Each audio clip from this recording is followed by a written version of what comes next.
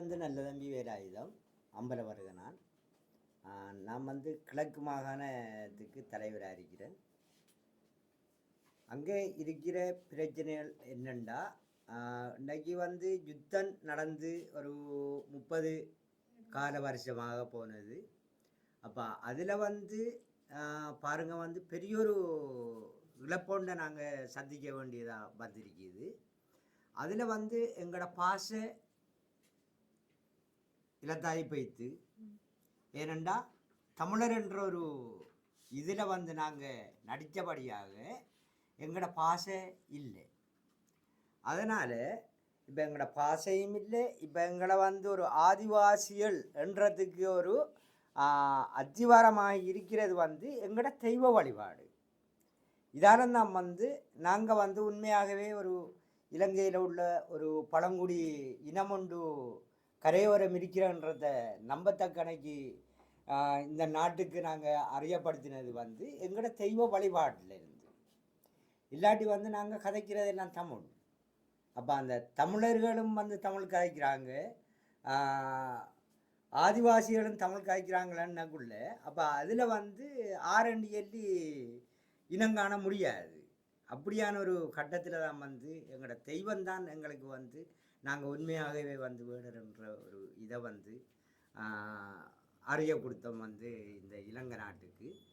அப்போ அதில் முக்கியமான பிரச்சனைகள் இப்போ எங்களுக்கு காணப்படுகிறது. எங்களை அந்த அரசாங்க உத்தியோகத்தர்களோ வேறு பார்லமென்ற உறுப்பினர்களோ எங்களை சரியான முறைக்கு அணுகி எங்களை அந்த அங்கீகரிக்கப்பட்ட ஒரு இது ஒரு பழங்குடி சமூகம், இதுக்கு நாம் இவங்களுக்கான அடிப்படை வசதிகளை செய்து கொடுக்கணுமன்ற ஒரு எண்ணம் உண்டு அவங்களுக்கு இல்லாத ஒரு நிலைமையாக இருக்குது. நாங்கள் அன்றைக்கி ஜனாதிபதியிட்டையோ இல்லை பிரதமர்கிட்டையோ இல்லை வேறு அமைச்சர்மார்கிட்டையோ எங்களோட பிரச்சனைகளை பற்றி நாங்கள் கதைக்கிறோம், அவங்களுக்கு கடிதத்துகளை கொடுக்குறோம். அப்போ அதுக்குரிய இதுகளை செய்ய சொல்லி எங்களோட பிரதேச காரியாலயத்துக்கு இல்லை மாவட்ட காரியாலயத்துக்கு அவங்க கடிதங்களை கொடுக்குறாங்க. அப்போ கொடுத்தவன்ல அதில் அவங்க அந்த வந்திருக்குது, உங்களுக்குரிய வேலை திட்டம் ஒன்று வந்திருக்குது, இதை விரைவில் நாங்கள் செய்து தரோம். அவ்வளவுதான் அந்த வாய்ப்பேச்சு ஒழிச்சு அவங்களோட இந்த இதுகளெல்லாம் பொய்த்து கொண்டிருக்குது. ஆனால் செயல்பாட்டில் இல்லை. அப்போ இப்படியான இதுதான் நாங்கள் எங்களோட பழங்குடி சமூகம் எதிர்நோக்கிற பிரச்சனைகள். இன்றைக்கி ஸ்கூலை எடுத்து பார்த்தா பாருங்கள், ஸ்கூலில் எங்களோட இனத்துக்கு சேர்ந்தவர்கள் இருக்கிறாங்க. ஆனால் இன்னும் அவங்களுக்கு நல்லா படித்து கெம்பசி போய் படிச்சுட்டு வேலை இல்லாதவங்களும் இருக்கிறாங்க. அப்போ அவங்க வேலைக்கு போட்டு இன்னும் வரைக்கும் அவங்களுக்கு அந்த வேலை அவங்களுக்கு கிடைக்கல. ஆனால் வேறு பகுதிகளில் இருந்து தான் எங்களை ஸ்கூலுக்கு மாஸ்டர்மார் வராங்க. வார டைமில் அந்த டோட்டுகள் பிள்ளையாக இருந்தால் அப்போ மழை பெஞ்சால் வர முடியாது, எங்களோட பாதையால் வர முடியாது. அப்போ அந்த டைமில் எங்களோட பிள்ளைகள படிப்பு பாதிக்குது.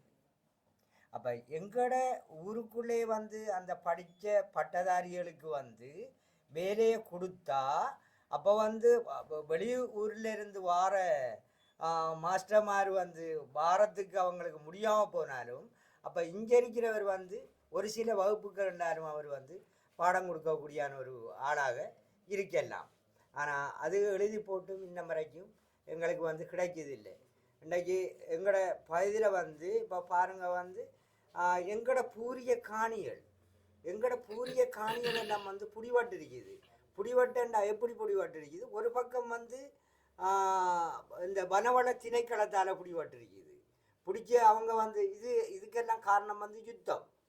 அப்போ யுத்தத்தில் நாங்கள் ஒரு நாளைக்கு ஒரு இடமாகத்தான் நாங்கள் மாறி மாறி கிடந்த இந்த கிழக்கு மாகாணத்தில் ஒரு பகுதியில் இருந்த நாங்கள் எங்களுக்கு நிரந்தர வீடு இல்லை. ஆனால் காட்டு பத்தைக்குள்ளேயும் போய் தண்டு ராவைக்கு படுப்போம், அடுத்த அண்டைக்கு இன்னொரு இடத்துக்கு பட்டுறோம் போவோம். இப்படியான ஒரு நிலைமையில தான் எங்களோட நிலைமை ஓடிக்கொண்டு இருந்தது. அப்போ அந்த வகையில் நாங்கள் எங்களோட பூரிய காணி எங்களோட ஆட்சியை பண்ண காணிகளுக்கு இன்றைக்கு வனவள திணைக்களம் அவங்களோட எல்லா கல்லுகளை விட்டு அவங்களோட வசம் அதை எடுத்திருக்கிறாங்க. நாங்கள் எத்தனை அமைச்சர்மாருக்கு கடிதம் கொடுத்தும் அந்த கல்லுகள் வந்து அகற்றப்பட்டதும் இல்லை, எங்களோட நிலங்கள் வந்து விடுவிக்கப்பட்டதும் இல்லை. இப்போ வந்து குளம் இருக்குது, இப்போ அது வந்து அரசர் காலத்துகளில் உள்ள குளம். அப்போ அதில் வந்து எங்களுக்கு வந்து வயல்நில காணிகள் இருக்குது. அப்போ அந்த வயல்நில காணிக்க கூட அவங்க வந்து வரம்பு கட்டி நாங்கள் பயிர் செஞ்சு இருக்கக்குள்ள கூட கல் போட்டுருக்கிறாங்க. அப்போ கல் போட்ட இடத்துலையும் வந்து அப்போ நாங்கள் வந்து அறிவித்த கொடுத்தும் அந்த கல்லுகள் வந்து அகற்றப்படையும் இல்லை.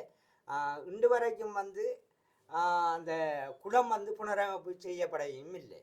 அப்படியான ஒரு நிலையில தான் வந்து எங்களோட இந்த தமிழ் பழங்குடி இனம் வந்து கரையோர பழங்குடி இனம் வந்து தகிச்சு கொண்டு இருக்குது. அன்றைக்கு வந்து மூதுரை எடுத்து பார்த்தா வந்து அதுவும் வந்து யுத்தம் தான் காரணமாக இருக்குது எல்லாத்துக்கும். வந்து அந்த நடந்த யுத்தத்தில் இப்போ எவரோ வந்து அந்த என்ன ஒரு இதுக்கு சொல்கிறாப்புல வந்து என்ன இந்த இது பண்ணக்குள்ள வந்து அந்த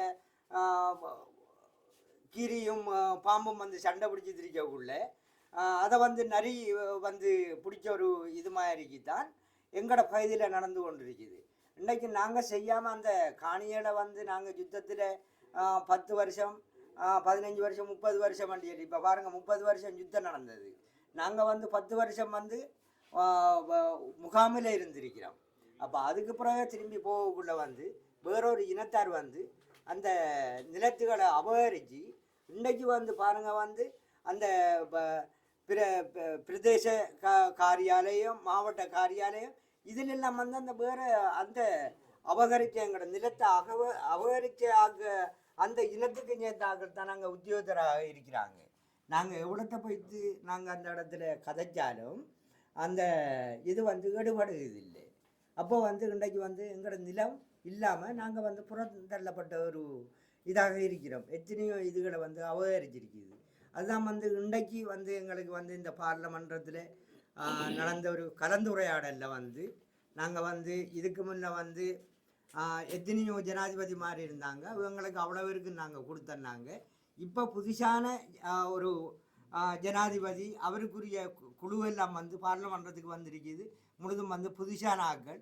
அப்போ இவங்க வந்து இந்த கடமைகளை வந்து சரியாக இந்த ஏழை மக்கள்னு தான் நான் சொல்ல போகிறேன். வந்து நான் இன்றைக்கு வந்து ஒரு பழங்குடி சமூகம் பண்ணக்குள்ளே வந்து அது வந்து வேறு உயர்ந்த ஒரு இதில் இருக்கல, உழைப்பில் இருக்கல, அன்றைக்கு அன்றாட உழைச்சி சாப்பிட்ற ஒரு இனமாக தான் இருந்து கொண்டிருக்குது. இதை வந்து அவங்க வந்து கருத்தில் கொண்டு நாங்கள் இன்றைக்கு நடந்த ஒரு இந்த கலந்துரையாடலில் நாங்கள் எத்தனையோ கடிதங்களை அவங்களுக்கு வந்து சமர்ப்பித்தோம். இதுக்கு வந்து அவங்க மதிப்பு கொடுத்து எங்களோட பிரச்சனைகளை தீர்த்து வைப்பாங்கன்னு சொல்லி நினைக்கிறேன். நான்